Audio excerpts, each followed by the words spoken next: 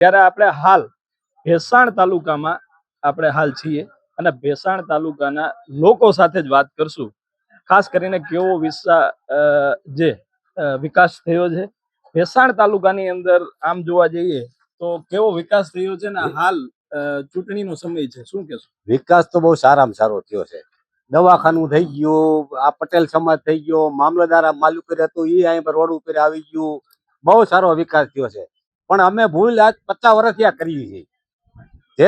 જે તે વખતે સરકાર કોંગ્રેસની હતી તે અમે કોઈ કિમલોક વાળાને છૂટતા, કોઈ બીજા પક્ષને છૂટતા, અમે શાસનમાં કોઈ દી ભેગા રહ્યા જ નથી. આજની તારીખ લગી એકાદી 2 વાર કનુભાઈ વખતમાં રહ્યા, બાકી અમે અવરાજ હાલ્યા છીએ.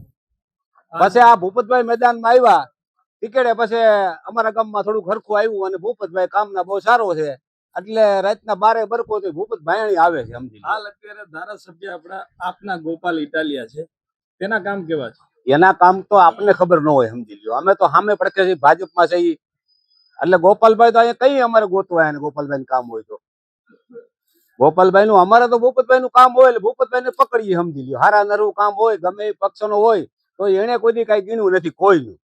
કોંગ્રેસમાં હોય કે આપમાં હોય કે રોતો રોતો આવ્યો હોય રાતના 12 જઈને ઉભો રહે છે.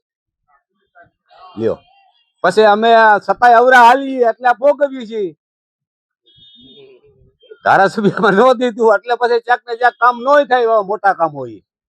કયા કામ એવા છે? આ એક ફૂલ છે અમારે, એ ન થયું. સમજી લ્યો, થઈ જાય એમ હતું. જો કિરીટભાઈ આવ્યો તો થઈ ગયું હોત ફૂલ અટણે. એ 20 વર્ષથી એમને રખડે છે ફૂલ.